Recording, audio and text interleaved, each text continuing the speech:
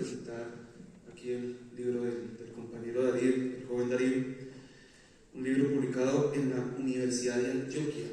Y pues bueno, sin tanta ceremonia y sin tanto preámbulo, Darío, su merced, ya como escritor publicado de aforismos, ya como aforista se puede decir, para su merced, y digamos, dando un pequeño resumen, una pequeña síntesis de lo que es Minucias. ¿Qué es un aforismo? ¿Qué significa ser aforista? Sobre todo en esta actualidad, en el siglo XXI. Bueno, Alejo, muchas gracias. Gracias también al festival, a las personas que van a escuchar esta charla, esta conversación. Y pues en primer lugar, esto es un viejo sueño que teníamos como compañeros generacionales hace 20 años. Me voy a poner a hablar con un cucho, un anciano y todo el día, recordando la nostalgia y todo. Pero sí quería decir que hubo una generación de jóvenes hace más unos 20, 25 años que vivíamos acá en Tunja y que estábamos interesados como en dinamitar o en reformar la literatura que se escribía acá en Boyacá. Y en cierto modo ese espíritu se mantiene y hemos seguido escribiendo, hemos seguido indagando en la literatura y pues Minucias, que es el libro que publica la editorial Universidad de Antioquia, es como un primer gran paso editorial, digamos, en la vida de uno como escritor o como indagador de la palabra, digamos. Y el viejo sueño era poder presentar en Tunja un libro, porque siempre estas camarillas que se hacen aquí, especialmente aquí en Tunja, ¿no? Son como bandos, no sé, creo que las cosas han cambiado un poco, ¿no? Pero siempre está el problema generacional. Entonces eran las personas que llevaban mucho tiempo escribiendo, y entonces se enfrenta uno como joven a los que ya tienen un recorrido, y había como una rivalidad ahí muy cariñosa, muy especial. Y entonces ya ahora el viejo soy yo, entonces ya ahora uno es el viejo, ¿no? Y precisamente quería esta respuesta larga antes de hablar del aforismo, que yo creo que sí, tenemos tiempo. Antes de hablar probablemente del aforismo como forma literaria, sí quería decir eso. En cierto modo, uno como ex joven o como una especie como de remedo del poeta, el poeta que no fui, digamos, siempre quise que fuera alguien mucho más joven que yo quien presentara mi trabajo, precisamente para no caer en ese soborno de el discípulo que busca la luz de su maestro y que lo apalanque su maestro y todo eso, ¿no? Quería por esa razón que fuera un joven poeta de mi tierra, amigo mío, el que presentara aquí en el Festival Carmina este trabajo. Y ahora sí, para entrar propiamente, para no resultar muy pesado ni muy incisivo con esto, el aforismo es una forma de pensamiento, de reflexión literaria, digamos. Más, también hay aforismo filosófico, obviamente. De hecho, hay unos textos que recomiendo, que vamos a hablar de autores, esto lo recomiendo una vez. Wittgenstein, como filósofo, es extraordinario, como pensador de la lógica filosófica, pero también tiene aforismos, en su escritura también hay aforismos. Entonces, siempre recurro a la definición de Milán Kundera, del arte de la novela. Él define el aforismo como, o dice que el aforismo es una definición literaria, es decir, una forma de pensamiento supremamente sintética, breve, obviamente, que reflexiona con un carácter literario, digamos, tiene ese cariz literario. Bueno, aquí ya entrando un poco en materia, digamos, Sí, ahí, lejos de la nostalgia, alejémonos de la nostalgia. Hay, más allá de presentar Minucias, también sería interesante ver su vida como trabajador de las letras, una persona que ha durado ya más de 20 años. Es una pena, vergüenza eso. Yo creo que no. Trabajando con las palabras en diferentes, digamos, géneros, novela, cuento, incluso el intento de poesía, que se dice que es un intento. Y entrando ya en materia, hay un aforismo de su merced que habla justamente de una posible definición de lo que es lo aforístico, lo que es un aforismo. Paso a leerlo en este instante. Bien leído, Trataré. Cierto libro de poemas leído como si fuera una colección de aforismos. Cierto libro de aforismos leído como si se tratara de un compendio poético. Sé, y quizá la mayoría del público no lo sabe, pero Darío, digamos, inició en la literatura como poeta. Inició escribiendo poesía, inició... Pésima poesía. Bueno, pésima poesía, o el intento de lo poético. ¿Qué tanto de poesía, porque lo he notado como lector, hay en minucias? En el sentido de que yo he notado, por ejemplo, que hay aforismos que son versos y hay aforismos que podrían ser poemas cortos. Sin embargo, ¿qué tanto de ese rescoldo que quedaba de poeta en Darío Rodríguez queda en esta publicación que prácticamente es el compendio de toda su vida como escritor? ¿Qué tanto de poeta hay acá? Yo creo que en la elaboración, digamos, la parte ya formal de la escritura, sí hay rezagos como retales de viejos poemas. Entre saqué esos poemas que escribía a los 23 años, a los 24 años, una vergüenza terrible, horrible, porque uno quería ser René Char, quería ser uno Reina María Rilke, en serio, o sea, uno quería hacer eso. Sí, es muy difícil. No lo intenten, no lo intenten en su casa, no lo intenten en sus casas, no intenten ser Reina María Rilke, pueden fracasar ostentosamente. Y entonces quedan esas búsquedas, sobre todo en la búsqueda de la metáfora, ¿no? De poder escribir, que nos llamaba mucho la atención con Alejandro Molano. Vamos a presentar a Alejandro Molano mañana aquí en el festival. Nos llamaba la atención en esa época, en la lejana juventud, el poder de la metáfora. Borges decía que hay muy pocas metáforas, ¿no? Sí. Que hay por ahí un aforismo también, sí, como que Borges se contradice un poco, ¿no? Si estuviera vivo, viajaba desde Buenos Aires y venía aquí y me daba una muñequera el maestro Borges, pero sí, él decía que había pocas metáforas. Pero casualmente hubo un grupo al que él perteneció cuando era joven, pues el ultraísmo, que los profesores de literatura, aquí hay uno entre nosotros, de hecho, está Hernán. Los profesores en aquella época, porque no había una maestría en literatura, uno se guiaba por lo que, de pronto, las lecturas que le daba a uno, por ejemplo, el maestro Jorge Eliezer Ordóñez, que era profesor de la UPTC, los profesores de la Facultad de Idiomas. Y entonces, en algún momento nos vio leyendo la poesía ultraísta, y decían, esa búsqueda de la metáfora, eso es una búsqueda inánime, ¿no? Una búsqueda, porque es tratar de encontrar imágenes en todas partes, pero algo queda, o sea, 20, 25 años después, queda porque uno puede construir aforismos, por ejemplo, ¿sí? Una mala metáfora puede ser un buen aforismo, me parece. Claro, pero en intención está también eso, digamos, en la intención de hacer el compendio de aforismos que se presenta, que le presenta a la Universidad de Antioquia. ¿Se había cierta intención poética ahí o solo como que se corrió de alguna forma?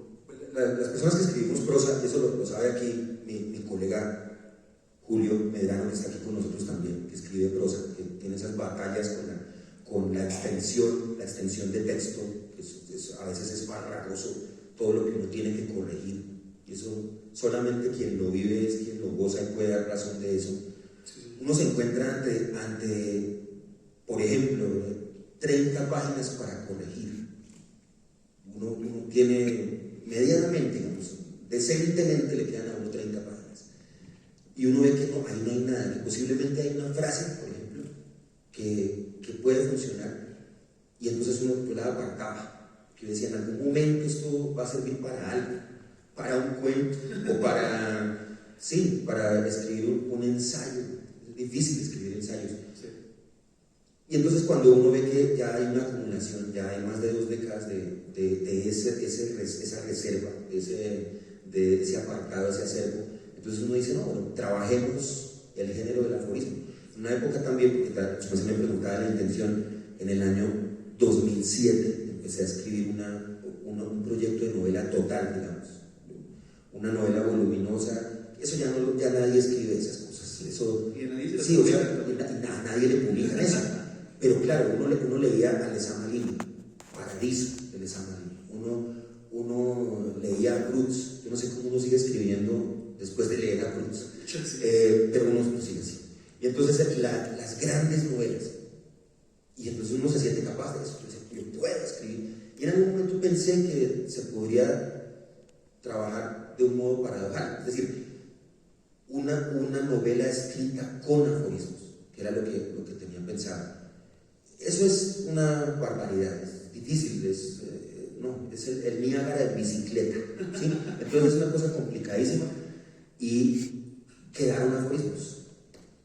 Sí, tranquilo, quedaron aforismos, efectivamente. Entonces, de una escritura procelosa, larga, inmensa, densa, entonces quedan a veces esquirlas, perlas que uno saca y que necesitan un editor. Tenemos que hablar de esas editoras. Sí, bueno, una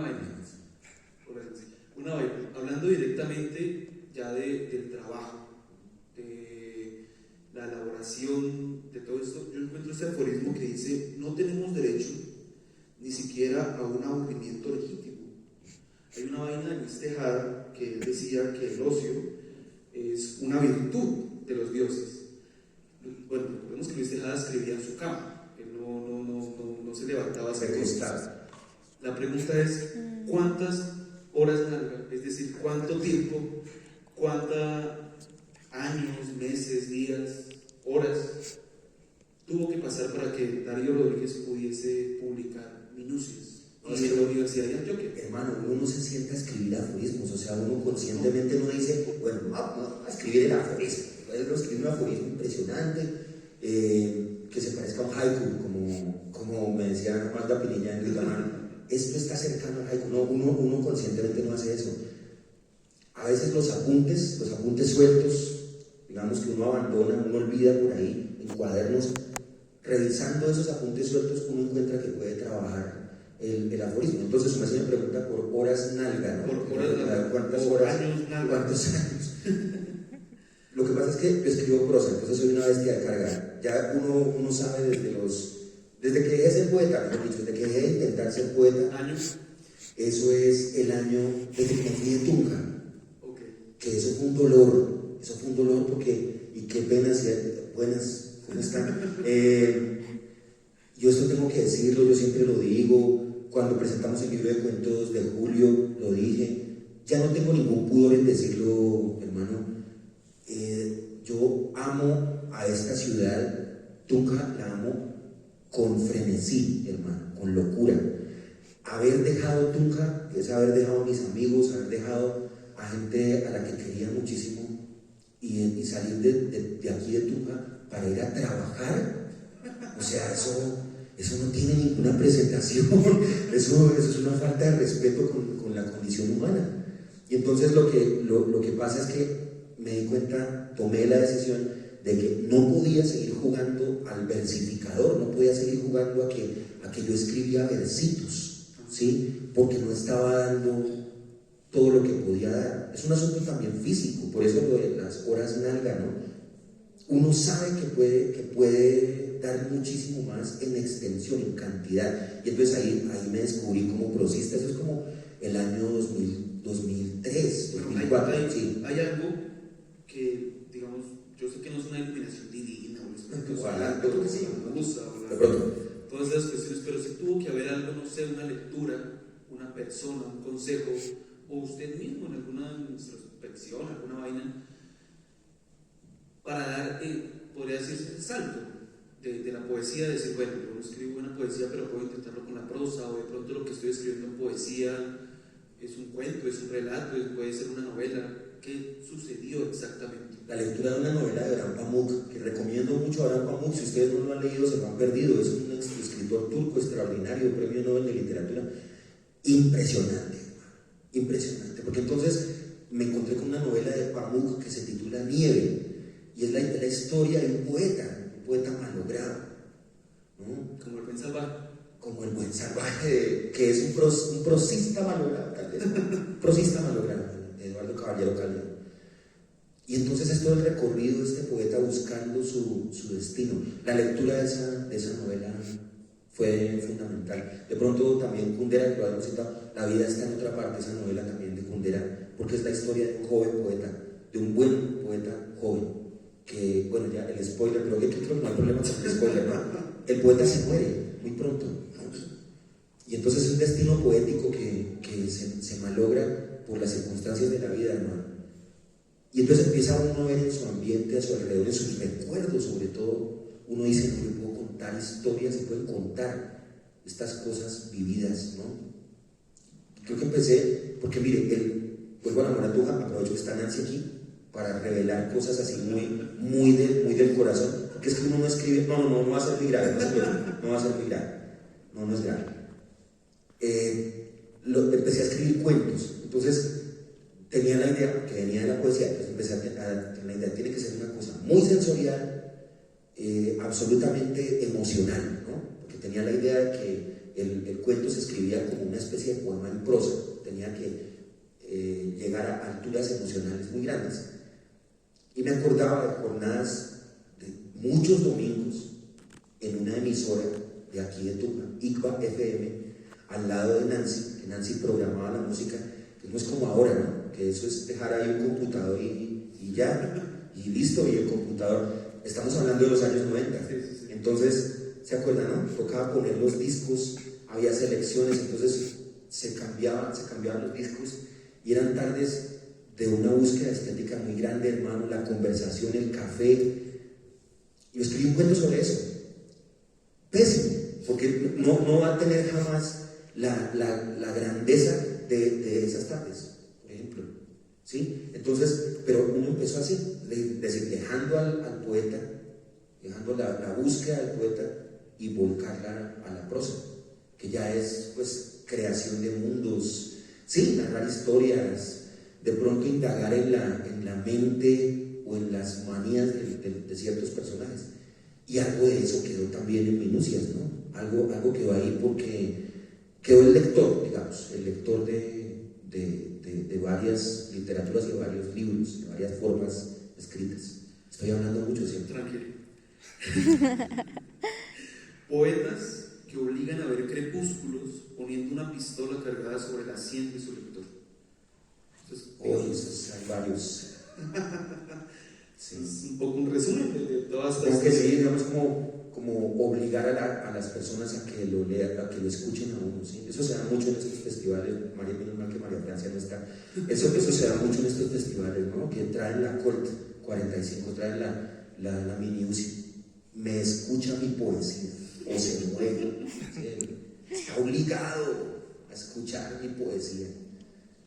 Y ahí ya no importa si es buena o mala, ¿no? Está obligado, no está obligado.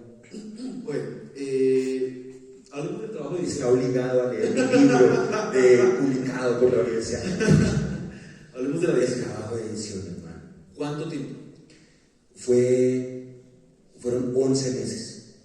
11 meses, un año entero, con una decana del periodismo colombiano, que además es una gran editora, hermano, Patricia Nieto, que es maestra de periodistas. Una mujer increíble, hermano. Eso, mire, uno tiene que ser muy agradecido como escritor con la persona que lo edita. Sí, claro. Eso tiene uno que ser muy agradecido. El oficio de editor es un oficio invisible. Las editoras, los editores no aparecen, hermano. Yo sí quiero dejar constancia aquí. Ellas están en Medellín. Larisa Molano es la otra editora. Mi viejo, son personas que son las lectoras que uno quisiera ser. O sea, son como detectives privados. Vuelven una y otra vez sobre el lugar del crimen. Analizan cada palabra, cada signo de puntuación. muy acuciosas y sobre todo que tienen algo que uno siempre pide de un editor literario o una editora, y es la osadía, que tenga la capacidad de decirle a uno, eso no sirve para nada. O sea, claro que entregué esto, yo no sé cuántas páginas son. 87, si no estoy mal. Es un chiste, o sea, yo le entregué a la editorial, a la editora Larisa Milano, que son dos, además tener dos editoras. Sí. Dos mujeres editoras, no, eso hermano es un sueño, claro, es un sueño cumplido. Y que lo regañen a uno, o sea, a mí me parece eso, sí, porque uno como escritor, o sí, como escritor, uno se cree, hermano, no, pues ya, me aceptaron mi libro, o sea, ¿usted qué me va a corregir a mí? Es que ¿usted quién es? Y le sale a uno el boyaco, así, debajo de la ruana saca uno el puñal. Entonces, ¿usted qué me va a decir a mí? Que no, una gran maestría, una gran argumentación, y sobre todo la experiencia lectora. Entregué 420 páginas, el trabajo de 22 años. 420 páginas que quedaron reducidas a 80, es decir, las 3/4 partes del libro. La maestría de un editor para podar y para quitar, eso es increíble. Por eso espero que donde quiera que estén bien, que no corten sino textos nomás, porque tendrían la capacidad para, es que es tremendo, admirable, sobre todo la bondad con que lo van vaciando y lo van fregando. ¿Alguna anécdota personal? Yo creo que sí, hay una que es con respecto a un aforismo que discutimos durante muchos días, porque me decía Patricia Nieto, esa frase que usted escribió es una tontería de 10 pisos. Con piscina en el penthouse, o sea, una estupidez, pero supina, una cosa horrible. Pero me decía, no, pero dejémosla porque es que está diciendo una verdad, o sea, puede sugerir al lector. O sea, es la única frase tonta de este libro, la definición de Colombia, es una definición de Colombia, ¿no? ¿De la poesía? Sí, que la mejor definición de este país es se emborrachó la policía. Entonces la Patricia Nieto me decía, eso es una ridiculez. Pero en medio de su torpeza, la frase está invitando al lector a que piense, que me decía el código napoleónico, y el código de policía viene del código napoleónico de derecho. Entonces, si se emborracha el código napoleónico, eso da para un ensayo, una tesis de grado. Entonces, esas eran las discusiones. Hermano, era realmente muy grato. Además que uno como escritor tiene que aguzar el oído, ¿no? Porque la persona que lo está editando sabe.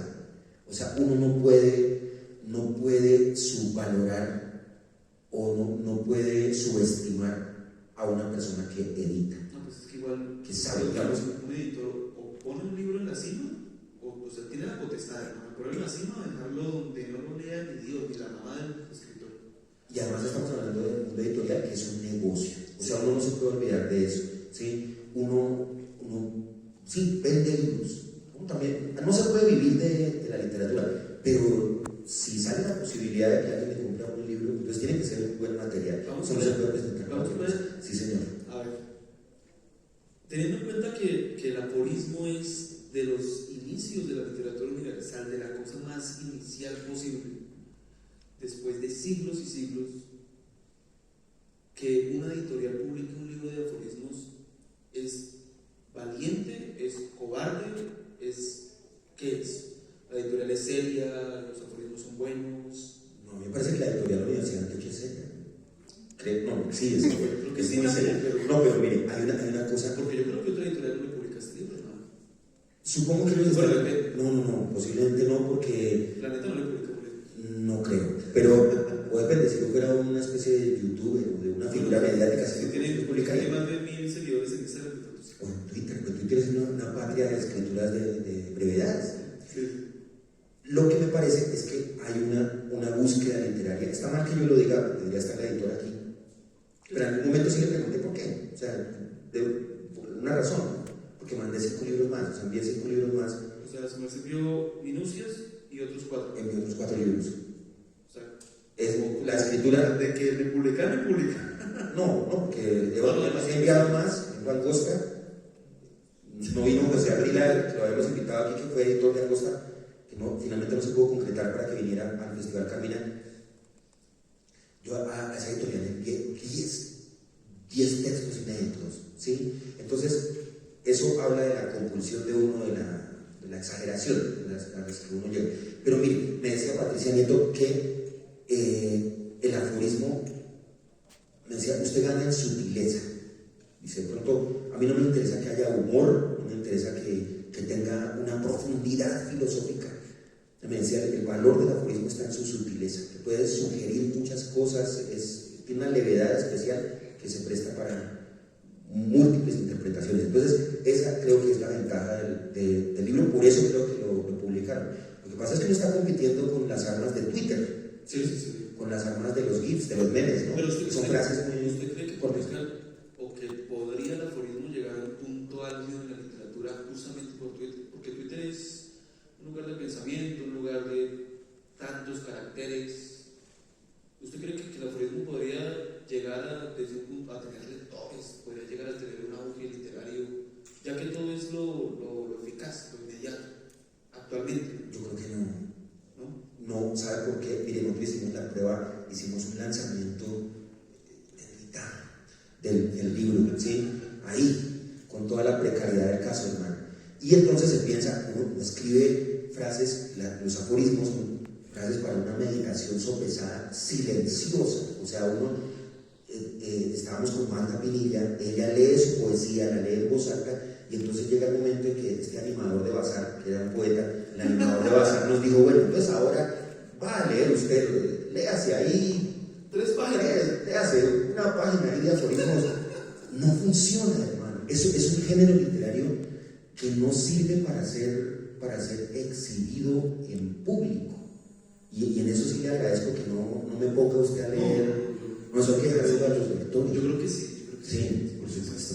Entonces, sí, necesita el silencio lector, la complicidad del silencio lector y muchísimo tiempo. Además, es un libro que cansa, se lo digo como lector. Qué bueno, qué bien. Es un libro que uno lo lee y siente hasta físicamente, pero tocas como por partes, tocas como por días. Es que la idea es esa. Claro. La idea es esa. De hecho, mire usted usted que eso no de mí. Usted que no ha leído así, sin ánimo de está repitiendo, no, gracias, no, gracias. Está repitiendo a Cioran. Cioran dice eso en ese maldito yo, ese libro. Él dice que si el aforismo, si el pensamiento corto no cansa, de entrada no permite eso en el lector, no funciona. Uno tiene que detenerse, es como un largo camino, hermano, una larga caminata. Y entonces eso es lo que uno más o menos le propone a quien lo lea. No, yo creo que es así, hermano. Yo creo que es así. Ojalá. Los de minucias es así. Bien. Bueno, ¿usted cree en las musas? Ya digamos desde el Por punto... léase el aforismo. Hay musas sin talento conocido. Digamos, hay muchas personas, lo he escuchado yo mismo en algún momento, que están en el ámbito literario y no, la musa, la mujer, el hombre incluso, amado es el que me inspira a escribir estos versos, este cuento, esta novela, porque es que ella es. ¿Usted cree en las musas? No, pues que hay otras musas. Y los jefes de uno en el trabajo, las jefas, no, en serio, es que la inspiración no solamente viene como Melpomene, el Calíope, las musas de la mitología griega. Hay muchas musas y muchos musos por reconvención, maestro. Hay gente que le hace a uno la vida imposible y es posible que sean su mayor inspiración. O sea, como un maestro por reconvención. O sea, nunca seré como usted. Así, digamos, puede ser la inspiración más grande. Entonces, sí, posiblemente. Nunca seré como usted. No, pues que uno ya sabe que nunca va a ser. Nunca voy a ser como Nunca va a ser como Ojalá. Bueno, pero nos queda, espérenme, le digo, que nos quedan las preguntas de nuestro respetable público. Sí, me cansemos a estas personas, no las cansemos. Entonces, en fin, yo creo que no va a haber preguntas, por eso estoy acá. Pero mire, un par de preguntas más, mijo, y le dejamos espacio a nuestro ¿Sí le parece? Claro, claro, sí, señor. Listo. Entonces, a ver, el libro nace con la idea, ¿cierto? Voy a leer un par de aforismos. Voy a leer un par de aforismos si su merced me permite. Desde el inicio y desde el final. Querido autor, gracias. El libro nace con la idea. Para usted no tenemos una idea. No exactamente. No necesariamente. No, porque por ejemplo hay un verso que es parecido al verso de un poeta, ¿no? El alma es un ferrocarril alado. Por ejemplo, eso no es una idea. Tampoco lo Uno se hace. Bueno, por favor, su pregunta, Paul. A ver, voy a leer 3 aforismos. El primero es con el que inicia el libro. Una idea errónea, además inofensiva, que no perturbe ni siquiera a los susceptibles, está cerca de la poesía. El segundo aforismo. Existen ideas caóticas que se vuelven sistemáticas gracias a las glosas escritas para ellas. Y, pues digamos, antes de las citas que su merced tiene en minucias, que hay 2 citas que se ven. Sí, el libro cierra con 2 citas, una de una ágrafa y otra del maestro Raymond Queneau. Existen ideas que se plantean como si fueran colectas públicas. Aparte de algo muy común en su merced, y en lo poco que digamos uno ha conocido de su obra, que es el autosabotaje. La idea errónea, como pone que es la primera frase de su libro, la idea errónea, y la idea final, digamos, esa cuestión de la idea nace con la intención de darle una redondez al libro. Eso fue una intención de la editora, pero negociada, obviamente. Ella me dijo, usted propone una serie de cosas, una serie de puntos, de ideas, de reflexiones. Entonces ella dice que es como el común denominador tácito del libro. Entonces me dice, organicemos esto así, empiece usted poniendo sus aforismos acerca de las ideas y termínelo con un aforismo sobre la idea.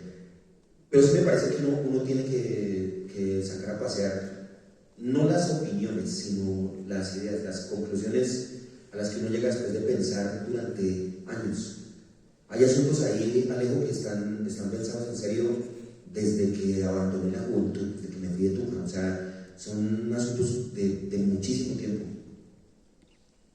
de mucho tiempo. 2 cositas. 2 cositas. Sí, señor. Nada, caray, déjame decir. Hay que dejar hablar al público. Sí, ya, un minutico. Sí, señor. Estamos en el festival también. Sí, disculpe. Una vaina, hay un personaje importante tanto para la literatura colombiana que está en la presentación de su libro, y yo sí le quiero preguntar directamente, sin abuelo, ¿qué influencia tiene su merced como escritor? ¿O qué tanto le influenció a su merced como escritor de este libro? Un señor que se llama Nicolás Gómez Dávila.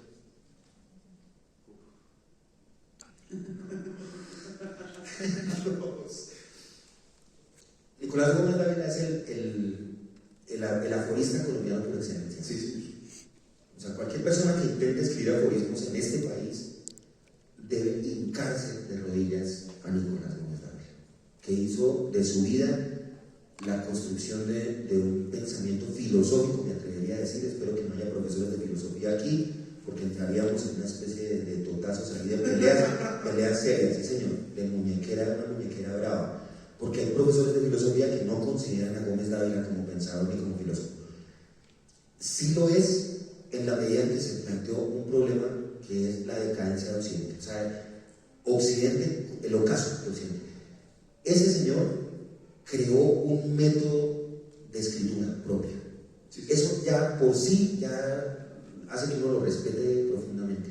Influyó en la medida en que él funciona por disparos, Alejo. Él no es, y de hecho cuenta las balas. Él no le dispara a su merced, no dispara toda la reserva del revólver. Él estudia muy bien el blanco al que le quiere dar, y lo hace a la perfección. Obviamente esto es una pálida fotocopia tomada 7 veces de lo que podría ser Nicolás Gómez Dávila, ¿no? Pero sí hay una influencia, yo la llamaría voraz, ¿no? De hecho, en la presentación del libro, porque la editora me exigió que presentara mi libro, me dice, hágase responsable, defienda su talento, como decía Antonio Caro, hágase responsable de su creación.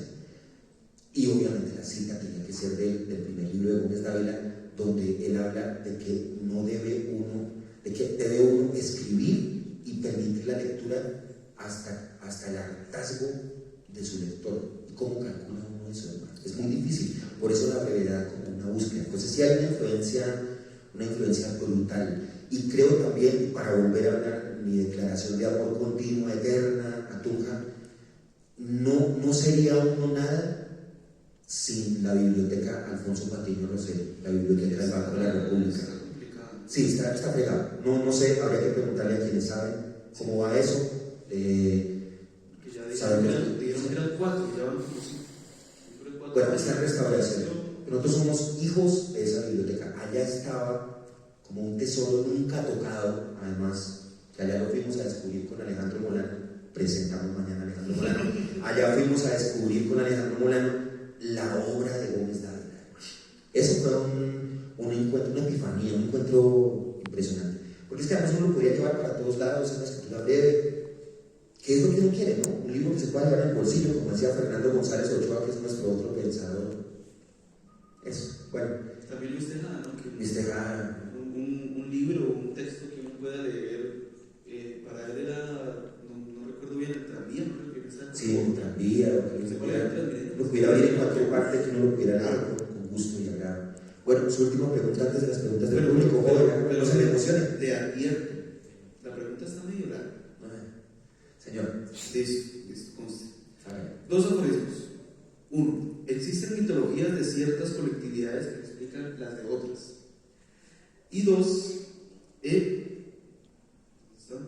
La literatura es un negocio redondo en el cual todos los involucrados pierden.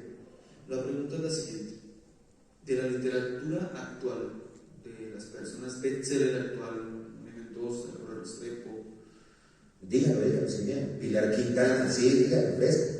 No pasa nada. Todas estas personas, ¿usted qué opina de ellas?